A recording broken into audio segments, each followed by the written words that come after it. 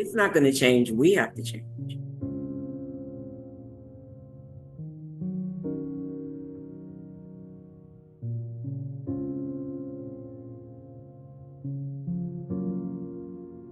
And that's just waking up and just knowing that you are part of God, that you are God, that God is in you, you're in God, and we're really all one.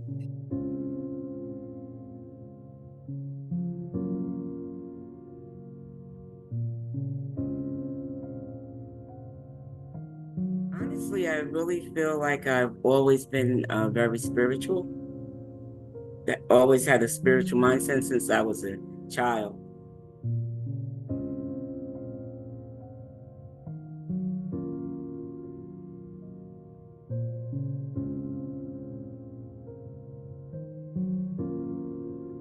I don't even know if I ever thought, is there a God or is there not a God?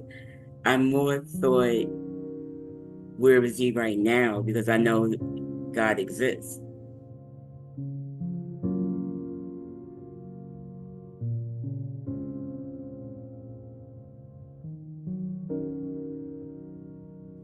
We're not all necessarily in the same place. We don't all necessarily see things the same way or have the same belief systems or whatever.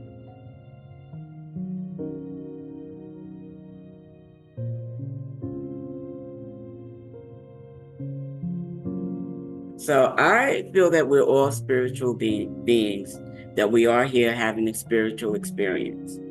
I believe that we are, I can only speak for myself. I am here, I feel like by choice. The reason why I feel that way is because I actually had an off-planet experience where I laid down to go to sleep. And when I opened my eyes, I was not here. Okay. I was not here. I was in the most beautiful place, and I was being guided and spoken to, through this whole journey through, just walking through and seeing things and things being explained to me, which I don't remember what was said. It must have been hella good because I came back. I didn't realize when I was with the guide, I feel like I was with my guide or my higher self. I did not realize I wasn't here. I wasn't thinking about here. It wasn't until the end of the journey when the guide said that they were going to take me to God, is when I realized, not with a fear or anything, but there's more. There's something else, And so I went before God, and of course I didn't see a face. It was just more of a knowing. It's probably the most humbling experience anybody will ever have, but the most joyful. It's just hard to explain because it's just ultimate love. It's just magnificent. You wouldn't want to leave, but I was given the option to either stay or to return, and I said yes, that I wanted to return. And the moment I said yes, I was back here. So I felt myself falling. It was like a falling feeling. And so I started wanting to change my mind in midstream. Like, no, I didn't mean right now. But that was my experience, and I was about 27. Okay, that's pretty early on. Yeah, between 25 27. So that kind of solidified my relationship with not so much religion, but God. But I did get involved with religion because after that experience, I was trying to find God. Well, and actually during that experience, I was trying to find God, to be honest with you. Okay. And because I had already belonged to a church and things like that. So that I've always had a spiritual journey, but I've gone through different webs to get there. But the end result for everything for me is always stay connected to God, stay connected to the Most High, because there's many stories here. There's a lot of stories here. Yeah. Okay, there's the Judaism story, there's the Muslim story, there's the Christian story, there's the New Earth story. There's a lot of stories here. But the key to staying grounded, and I think me just being who I always am, is I listen to a lot of it, but I still feel like my aim is to stay connected to God. Mm. Mm. And that's me. That's where I'm coming from. Mm. So when somebody opens a religious conversation with you, what's your view on people having, their faith and their belief system and their religion? I don't want to sound Say it. high-minded, but I Yeah. don't care about the religion. Okay. I'm really into the conversation. Okay. What are we talking about? We talking about your religion? And now if we're talking about your religion and you're asking me my opinion, I'm going to give my opinion that I feel like there's so many different belief systems here. Yeah. I mean, if you want to be a part of one of them, you can. I personally feel it holds you back. Okay. I feel that, but it has a purpose. Okay, that was going to be But my next it does question. have a purpose, though. I was involved with the church, and I feel like what the church system did for me was gave me some discipline, some temperance, something to. I was never like like a fast girl or anything like that, but I still had a lot going on. I was trying to manage my life, and I felt that moment church was helping me to manage my life. Yes. I had something that I could look at. I wasn't at the point where I could just believe it. I had to look at something. Yes. So I felt like I just wanted to look at it. I didn't think of it that way at the time, but looking back on it, that's what I got out of it. It kind of gave me something to focus on. I think that's some of the difference between spirituality and just believing in the highest source and connecting to that highest source, staying connected to the highest source, knowing that you're forever connected to the highest source, and then being a part of a structure, a religious structure. You feel like you have to convince people, and it becomes your job to bring those people in, whereas the universe doesn't need that type of assistance. Religion is pretty big in almost every society. So, when you step outside of that, I mean, that is saying something about what is your purpose. One of my main teachings is, asking people, do they know their purpose? Do you know why you're here? Like, why am I here? Why am I even going through any of this stuff? Why am I even here? Yes, yes. And that's a question that we should all know. You should know your purpose. You should know why you're here. Why are you on this particular journey? Like, why? So why is this the number one question? Like again, if I had $1 for every time that question came up in sessions, what's my purpose? Why do you think so many of us have that question? Because imagine you getting a job and nobody gave you the specs. You just start doing work. I mean, you're hired. Go. Yeah. Now go do the job. Like, what is the job? And that's all it really is. It's knowing why you're here so that you can better. I think human beings think this is supposed to be hard. It feels hard. Not. It's been made difficult. Yes. It's been made difficult, but it's not difficult. So we're so used to, running through mazes and rabbit holes and all of that, but that has its purpose too, to get you juiced up and get you interested in everything, but it has to come to a point where where you know, okay, I know I can ask the universe a question and I'm going to get an answer. I don't have to ask a question to prove it. I already know it's going to happen. I know that I'm going to operate in the energy that best serves my scenario because I'm going to reach out to my higher self. I'm going to reach out to the Almighty. I'm going to call on everything that I have the power to call on because things happen. And we have that access. They want us to get to the point where we know that now. Yeah. We're not proving it. I don't have to prove it. I know it. Yes. And even when things don't look like they're going its best, it's still the truth. I'm only moving from one position to another. But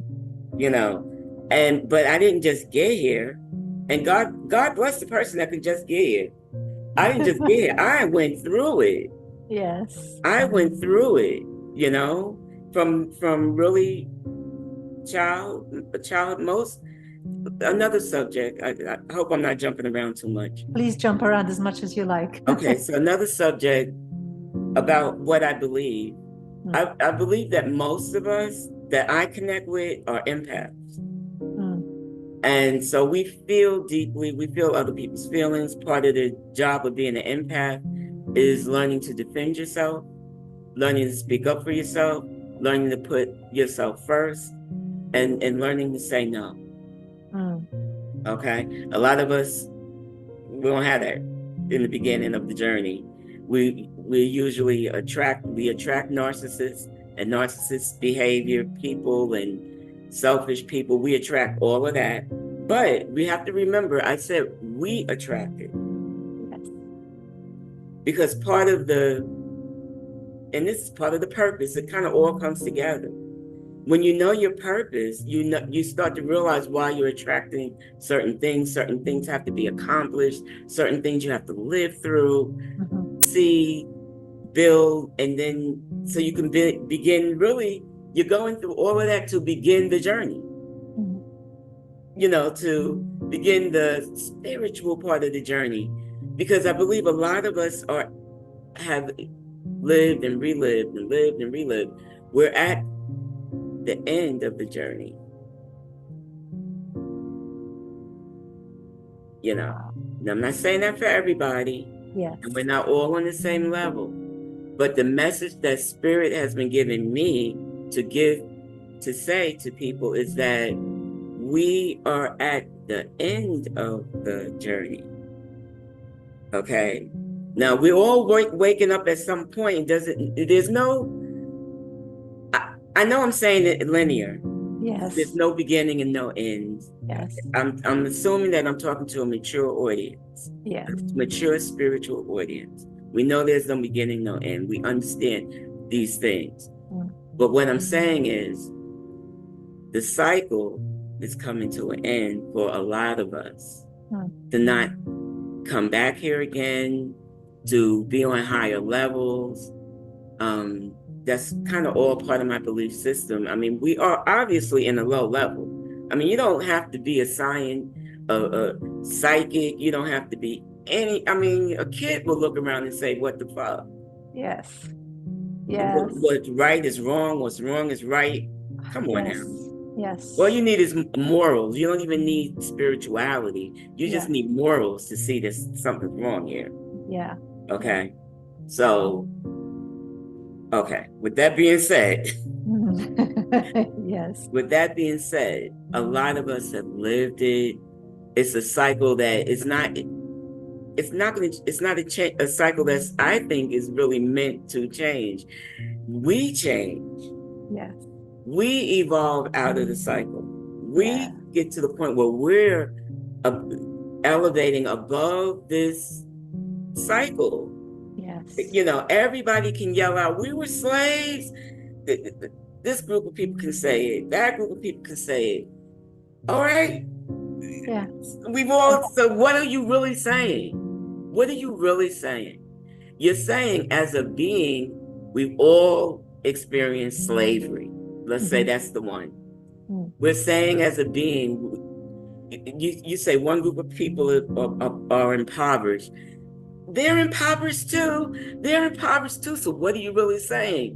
We all impoverished. We've all so these are experiences that when one group of people brings it up, another group of people can say, we had it too. It can be 300 years. But what are you really saying? We've done it already. Yes. Many We've times over. experienced poverty. We've experienced slavery. We've experienced being mistreated. Everybody can give a time when it was not you, but them. Yeah. Everybody can give you a time. So what are you really saying? We've done this already. How many times are you going to do it? Yeah. We've done it, but we got to acknowledge. Mm. I'm acknowledging I've done that already. I'm not doing it again. Mm. I've done that already. Mm. I'm moving on to a different level. I don't have to have these experiences again of slavery, of being mistreated, of being different, of being, I'm living it. Yeah. I'm living it. I believe I've lived it many other times. So then at this point in your spiritual journey, if you know that, if you're getting to the point where you can split the difference, I'm going through a hardship, but I know it's the matrix. But things do change. That's law of spirituality. Nothing stays the same. Everything moves. We know it. Let's move on. Yeah. That's where I am. That's Yeah. the point I'm at. I don't want to keep talking about sadness. I don't want to. It's not that I don't acknowledge it. Yes. I do acknowledge it. I acknowledge everything, but I also acknowledge that life gets better, that I can create my own reality. I can move almost like magic. And I'm acknowledging that. How about that? Everybody's taking this journey in a different way, but the people who we mix it up with usually are those people that we're sharing the energy with them the same in some kind of way, or else we wouldn't even be coming in contact with each other. Okay. So we're sharing the energy in some type of way. Mm. Now, if there's usually if something makes me uncomfortable, I know it's a mirror moment. Yes. Yes. What is it in me that allows that to show up? Right. Then why is that annoying me so much? Like one thing that triggers me and annoys me and everything, and I work on it, is I don't like feeling embarrassed. I don't like really feeling embarrassed. Like somebody else sometimes can do something that makes me feel embarrassed. And why? I'm like, I didn't do it. I'm not the one doing it. What is it that's making me feel embarrassed about them doing what they're doing? Because I'm judging it. I'm judging it. I'm like, why are they saying that? Why are they acting that way? Why are they doing something? But it's a part of me that probably wishes I could be that free to be that whatever it is that's annoying me. Wow, yes. So I don't. You have to be able to laugh at yourself. You have to be able to understand that this is a journey every day. Everybody has their own belief systems. I don't come in asking. I just come in with what I am. I mean, I really do. I mean, how often do we ask people what's your belief system? You just start being who you are, right? Yes. Yes. You just start being who you are. Yes. And sometimes people will ask me, what are you about? What are you, what are you doing? Or I don't know. Yeah, that's because we need to know what we're stepping into, and we need to be safe, and we don't want to be judged, or Right, but that's we're judging laziness. you. Yeah. That's laziness, because that's what your discernment is for. When you walk into a situation that you don't know what's going on, that's when your discernment kicks in. Your intuition. Am I talking to good energy? Am I dealing with a positive energy? Am I dealing with the energy that's best for me? And then if it's not, what am I going to do about it? I already kind of have that made up in my mind. Yes. I already know in my mind if I encounter energy that's extremely negative, Yeah. I'm going to try to first transform it if it's something that I have to deal with. If I can't, I'm moving on from it. Yes. I'm not going to try to change you. Hopefully my actions will change you, but it's not my job to change you. Yes. Those are empath lessons. Those are lessons you learn as an empath, Yes. early on, early stages. So speaking of empaths, that word was first introduced to me, and then the years that followed, I only could hear it where people are behaving like wounded animals in a forest. I'm an empath. I can't go into the mall. I'm an empath. I cannot do this. For me, that kind of thing. What do you have to say to that? What's your advice on the people who use that empath as a wound? Grow up. Yeah. Grow up. Yes. I had joined this about probably like 8 years ago. I joined this empath group. I was ready to kill myself. You can't do anything. Where's the power? That is not the power of the empath is the most of us have a very rough life. The things you learn as you go through that life and you have those experiences, now you can understand other wounded people. And because you've experienced it, you can assist them with, moving on, moving out of where they are. That's the mission of an empath. Yeah. Being defeated and, Yes. all that kind of nonsense. So like you said, it's the power of the empath. And those two words were, for the longest time, at least in my vision, nobody ever put those together. It's almost like they only focused on the aspect of how much it hurt to be an empath. Right. And until Right. finally now I'm seeing the switch in Right. people where it's a power. Once you go through your initial hurt, if you're learning from your hurts, if you're learning from them, because if you're not learning from them, you're going to continue to attract narcissists, selfish people, needy people who always want so much from you. That's what empaths attract. Yeah. That's the fact of life. Yeah.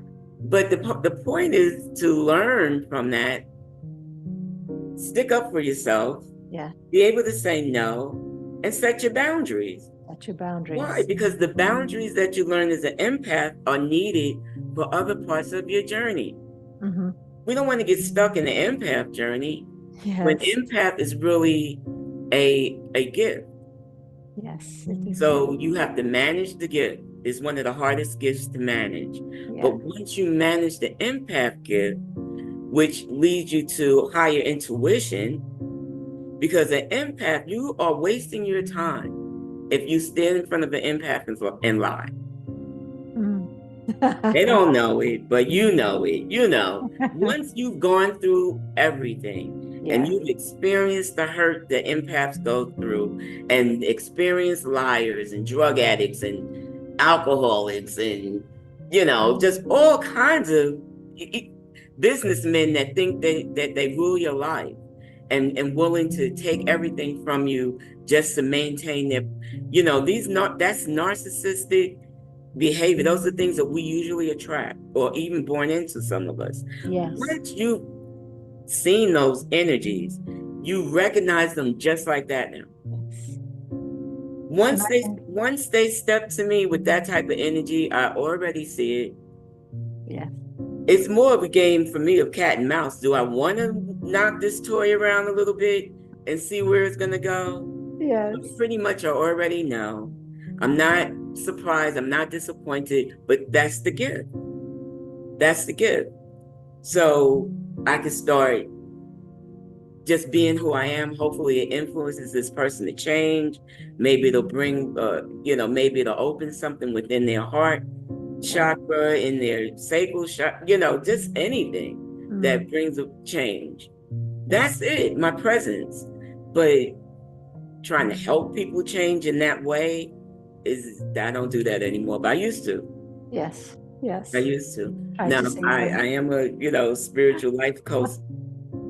I do it as that's my business. Yes. So then I'm here to help people grow and move on and Yeah. do things. But I'm not trying to change anybody in my social life, Yeah. They come to even though you. they have changed Yeah. Yeah. Yeah.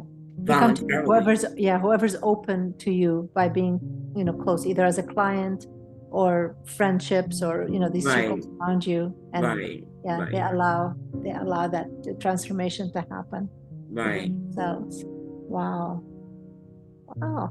Okay. Wow. Yeah, as they see you change and as they see your attitude change and your life get better, because it will get better. Yeah. Everything gets better, it will get worse. Things get worse. I mean, Yes. it fluctuates. It's the energy. It becomes it's relative. Yeah. It could go down a little bit, but that down could be better than anything that you've ever experienced. Okay. Okay. So like that But the bar gets reset, right? and Like, it fluctuates. okay. Right? Change is the one thing that we can depend on. Yeah. Yeah. Change Right? is the only constant. Right. That's the one thing we can depend on is change. So we do realize that sometimes things happen. Yeah. It's our energy and it's stepping into our power that how bad it's gonna get. Yeah. You understand what I'm saying? Yeah. When I didn't know that I had any control over my universe, Mm. because I feel like I am my own universe. When I didn't know I was the ruler of this universe, things would go down, down, and it was like no end to how far down it could go. Yeah. You know, to the point where I was suffering from depression. That's how far down I had gone. But once I started knowing that I have power, just in words to offset depression, I know that I can, meditate. I know that I can say positive things to myself. Those are all things that I didn't like. I didn't do it, and I didn't really think there. I didn't even think of it, to be honest with you. I was just had this ongoing like tape in my head that just was living whatever I was living. Mm. Just living whatever everybody else was going through, I was going through. I didn't realize I could step out of that bubble and be the master of my own domain. Yeah. Mhm. How do you connect to source so when things do get tough, you're not drowning? That is a good question. It really is gone within. You Mm. have to go within. And the thing about source is God, the thing about God is here. God is within us. It's up to you. We have responsibility to Mm. ourselves to open our eyes and to call on God. I mean, if I'm already with you and I know I'm already with you, I don't need to call you. I see you. You need to see me. Yes. So once you acknowledge that you see me, I'm here. Yeah. we're good. So But what we have a responsibility to that, though. so how does one cut themselves off? Because God doesn't leave and then comes back when God is, like you said, is always there. What are we doing in that instant where you feel cut off? What are we doing to shut that connection off? Looking outside of yourself, Okay. looking at religion, self-help books, the next tarot reader, uh, astrology, all of that, everything is good. Desperation But looking it's for, all it's all good in its place, but it yes. doesn't replace Mm, source. mm, It doesn't replace source. mm. Those are just different things that because we have a mind of wonder. We have a mind of curiosity. That's just that's just star energy. Mm. Always looking to expand, always looking to know everything. I mean, we have that right. We're Yeah. learning beings. That's what we like. So I have a right to peek into Christianity. I have a right to peek into Buddhism. I have a right to do a lot of things. None of that replaces, though, my relationship with God. Mm-hmm. I never look at Christianity and think I'm with God. I'm not with God. I'm just learning about what happened that somebody's saying happened. Yeah. That does not replace God. Right. Yeah. So through meditation,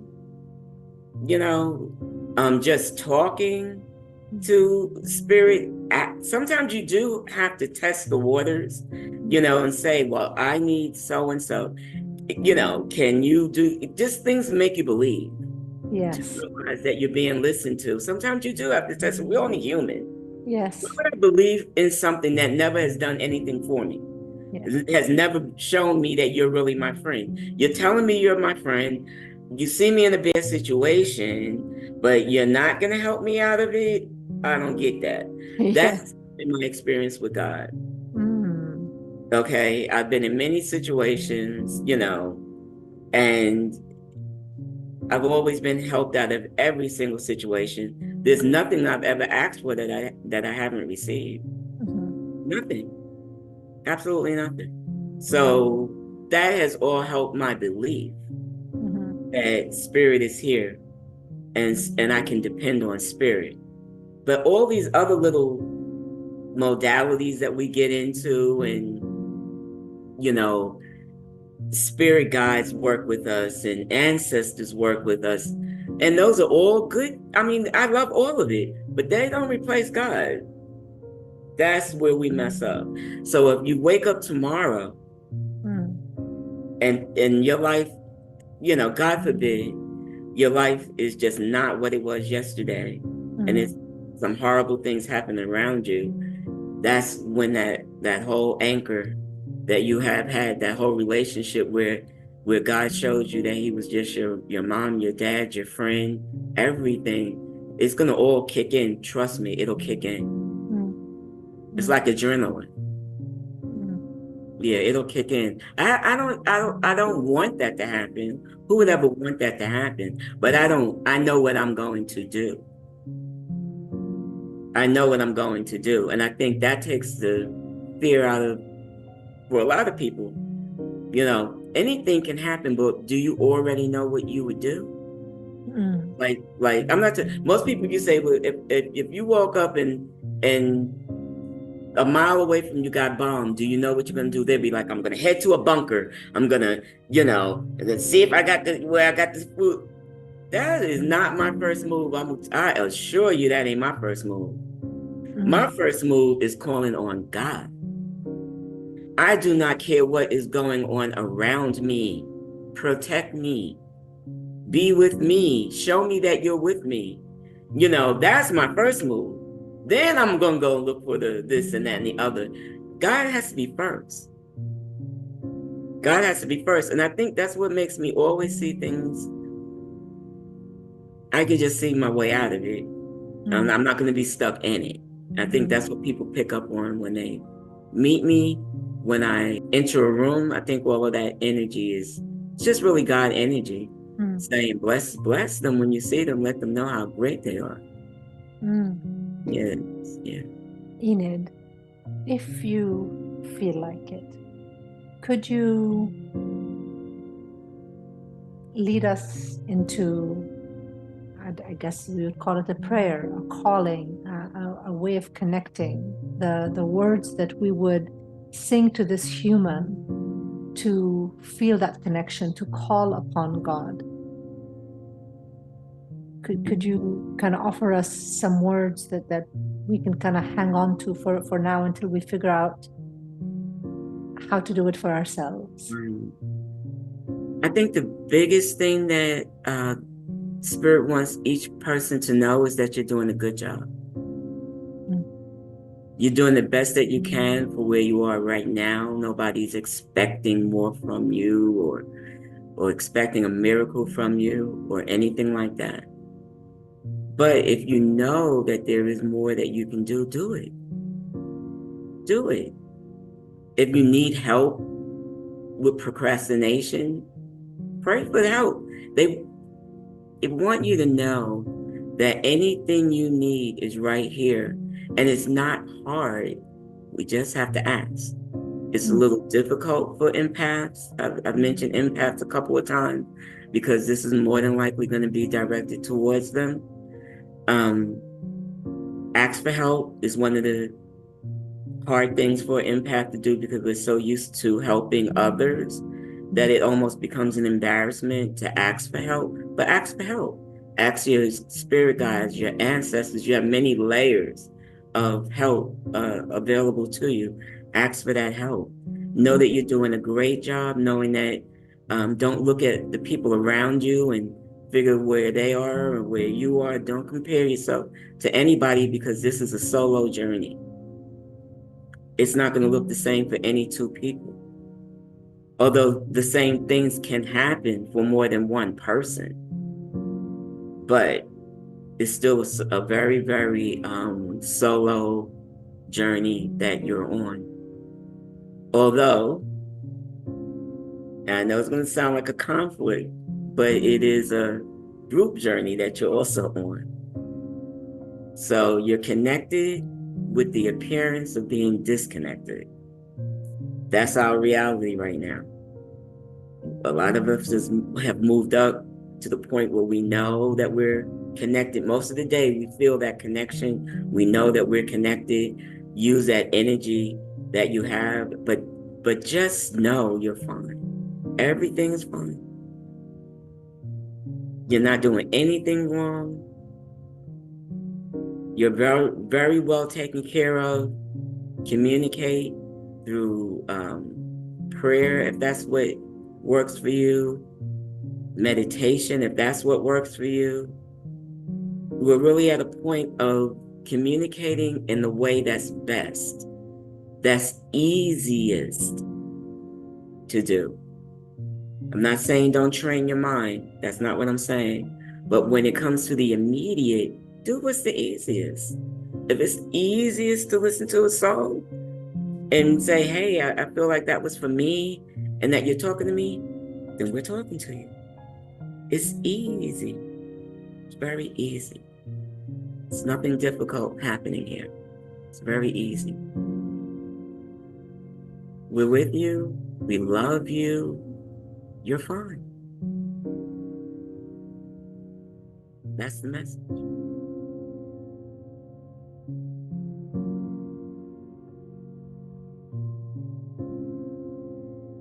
First of all, my readings are probably a little different than what some people may be doing.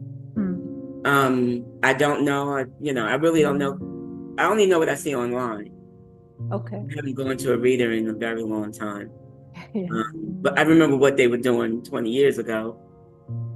So, sometimes you have to kind of test the energies, you know what I mean? Discernment. Yeah. No, you can't sit down with just everybody. Some people are scammers. They really are. Yeah. Yeah, scammers, their intention is to scare you. Yes. Into believing certain things or needing them. Yes, keeping you hooked, come back, Exactly. every time. Yeah. I'm not into any of that. Yeah. Now, and I do different types of readings. I do life readings. A life reading with tarot is I take a person from the beginning of their life. And it just depends on how far back spirit takes me, but it's at least from infant. And usually I can join where you're in the womb and what's about to happen, the family that you're coming into, what was going on in the house at that time, that you enter into that picture. Because we all just kind of fall into a picture that already existed before we got here. This picture already was here. We just kind of land in it, right? And then we take, go on through. That's one of the types of readings I do. Now I call that a life reading. And then I do readings where we're looking at the energy around you. I usually start most readings with the energy around you, which explains sometimes let me explain what tarot is though. Okay. Tarot is an assistance, right? Remember we talked about God, and we talked about gifts, and we talked about, the things that around us make life easy for us. Tarot is meant to make life easy for you. We don't have to figure out everything. There's so much negativity working against us, but Spirit has given us some things in our favor. They'll tell you what's going on because not everybody has the same gift. Eventually, I do think we'll see the day when especially these newborns are going to have much more. They're going to be more like AI. I believe that, but that's not right now for most people. Yeah. So tarot is just an assistance to help you to get on a level ground. Yeah. Because trust me, evil knows what's getting ready to happen. We don't.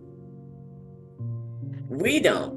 Yeah. So That doesn't sound too fair. That doesn't sound that's fair. the tarot. Tarot just helps to level the playing ground, so that you get to know some things too. When spirits start moving through me like now, like it's always been since we've been talking, it's like I'm awake. Yeah, I'm just awake. But let's just pull on the energy. Let's just see what the energy is around you.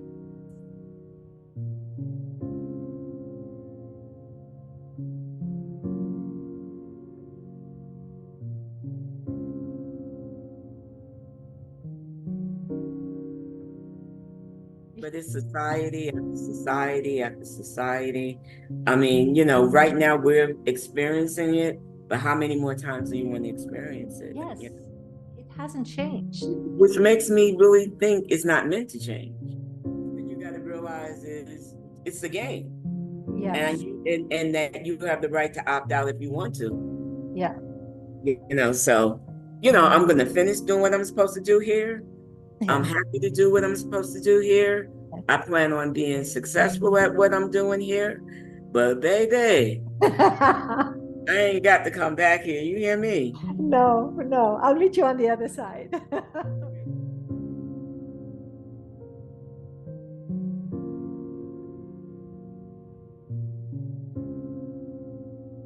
Yes, it'll be nice to finally graduate. Yes. And we have.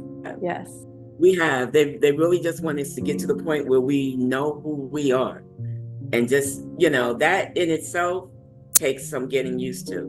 Yes. Exercising those muscles of commanding instead of begging, Yes. commanding things to happen, going straight to the universe.